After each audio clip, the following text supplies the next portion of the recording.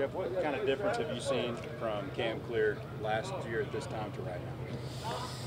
Well, I think it was kind of like the bowl practices. We used him so much more after, and after having a change in staff on the offensive coordinator spot. But then also kind of just looking back at the 12-game season, you evaluate yourself thoroughly when you have that time in between the bowl game before you start the bowl game. And we really noticed that, man, we might find a way to get him the ball more because he is a weapon. And his work ethic has always been pretty good. I think his conditioning got a lot better throughout the season. And he repped so many plays, although maybe he didn't do it in the game, that his conditioning, his confidence level in this conference, going against guys week in and week out, from a physical standpoint and blocking, he became dominant instead of just a good blocker. And then in the receiving game, he had a couple catches at Duke. And now that opened our eyes to this is a spot we can really use him in. Did that also open up his eyes and his confidence moving into Without a doubt. I think the weeks prior to that bowl game, the 2 weeks of practice, 14 days, he saw himself being used more and catching a lot more balls in practice. And so, he's given us that opportunity by how hard he's worked, but also how athletic he is on a linebacker matchup. And so hopefully we can take advantage of that throughout the season. Coach Sumlin was talking about a need perhaps to get better in the return game. Yes. How do you get better? Well, I think the first thing you do is you study, what was your problem last year. And when we looked at it, there were several, things that came up. Sometimes the returner maybe didn't hit it in the right spot. Sometimes the single blocks up front, the front line blocking wasn't great. There was a kind of a couple things in general. People kind of schemed us up after we got a touchdown with Trey at Mississippi State on into the boundary and kind of overloading that. So what we did was we kind of took about 15 days and studied, after signing day, and studied about 5 teams in the National Football League, flew out and saw a couple NFL staffs, special teams coordinators, and then also had a clinic of about 15 college coaches. So throughout, about 20 fresh ideas of professionals that have been doing this for a long time that are very successful. And so we've tweaked some things and changed some things in our blocking schemes to fit our personnel. I think the other thing is, being here only 12 months as not only an individual but with our staff, because we do it as a staff. We break up every day. You notice there's not just one group working and I'm coaching everybody. We've got a great group of coaches, assistant coaches that coach it too, but also them knowing what we're trying to get across to the kids and the kids knowing how to do it. They've had 3 special teams coordinators in 3 seasons. And really, that's changed. One technique this guy taught me, the next technique Coach Polian taught me, and now Coach Banks is teaching me this technique.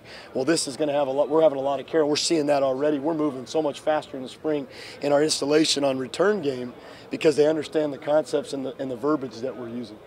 And your thoughts on what you've seen from Speedy, for instance, as a return guy? He's going to make me a pretty good coach.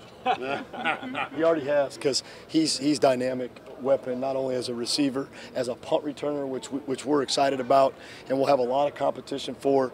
And as a kickoff returner, he's pretty natural. He's like a running back playing receiver because he's 190 plus pounds and he's stocky, but yet he's got the quickness and the speed of a slot receiver. So he's kind of what you really want as a returner.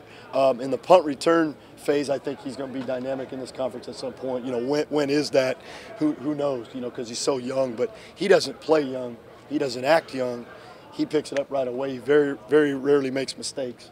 I think him and I think LaQuiviante's growth from last year, he practiced kick return and punt return, but he wasn't successful all the time in the games. Now, he had a 49-yarder against Alabama, in the 3rd week of the season, and that game he got some confidence, but he never took any of the position over in the back end. I think Speedy and Quiv, along with Trey Williams, give us some dynamic players back there that we haven't had. We've just had Trey, and when Trey got hurt, then we were searching for guys. We're not searching anymore. We've got 3 guys coming into next season. We got Jamal Jeffrey, who's an excellent punt returner out of high school, Nick Harvey, and we still have got some real steady guys like Devontae. We could always put Trey Carson back there. We've got a lot more options this year. From a mental standpoint, you think Speedy could be, as a freshman, able to handle his duties as a wide receiver and be a punt returner and be a kick returner? I think so. I think because the punt and kick returner is not mental. It's really not. There might be some toughness involved in running up in there in the SEC, but there's not a mental part of where do I go. Return game is going to be really simple for him compared to receiver. Receiver, there's mental parts of that, and you don't want to move in positions and switch his assignments and who he's blocking and where he's running routes off of. In the return game, we're going to get his feet wet right away, and he's going to learn the speed of the game from that aspect as he's playing receiver. But he's such a good receiver that, Coach Beatty's obviously going to try to get him on the field as many times as he can. I think the key with young guys is you got to try to get the ball in their hands when they're like him. Not just out there running routes, but when they're in there, try to get the ball to him. What has Dante Hall done for the punt returner specifically? Well, geez, talk about instant credibility for the coaches. You know, I look back there, I'm like, I don't need to say anything to those guys, nor Dante. I mean, it's awesome. I mean, it's an honor to have a guy like him out here coaching it. And he's always given me something that helps me become a better coach without even wanting to do that. He just goes, man, coach, that's what I'm saying there. When you double team that guy to the boundary, you can really see it clear. Or just little tidbits of being such a professional of the game. He's the same way as a coach. And I think with our players have really, it's an obvious credibility thing as soon as he walks out. But not only is he credible because of his performance in the NFL and his history, he's just a good teacher. And it's awesome for our kids to see a guy go to work every day in the classroom, also, you know, working towards his degree, having a family, and being the guy he is. So he's been great for us as coaches, too. Can you reveal what any of those, are you comfortable revealing what any of the NFL teams that you actually went to visit? Yeah, we with the Cleveland Browns, we flew out to Ohio State and visited with them on offense. That was kind of written about in the papers. And so at the same time, I went to Cleveland. I made a side trip over to Cleveland with a friend I know that's the special teams coordinator, Chris Tabor. Chicago, Joe DeCamillis, Greg McMahon at New Orleans Saints. And then we studied Kansas City specifically on kickoff return because they were the #1 all-time in 50 years in NFL, 29.9 yards. So we've used a lot of their stuff when Dave Toub was at Chicago. In individual teaching in the past schools I've been at, and to see them this year gave us a little broader perspective on where we need to be. So, and we get to show our kids that film, and I think that helps because there's credibility on that end, but there's also, hey, this is, if you want to play in the National Football League as a skill player, as a role player, here's what we're asking you to do. Look who that is right there. That's Dez Bryant returning the ball on this return. That's these type of guys, Darren Sproles and those guys. So they see that and they say, okay, I get it. I know this is where we need to be. How about working with Ricky to try to make a little bit of a transition, whether he plays it full time, but the H-back tight end, how's the look right now? He's such a smart kid, football-wise, and he wants to do it. I think that was the key. Cam got hit out here in a scrimmage on a seam route in the head a little bit. It was right before our scrimmage before spring break.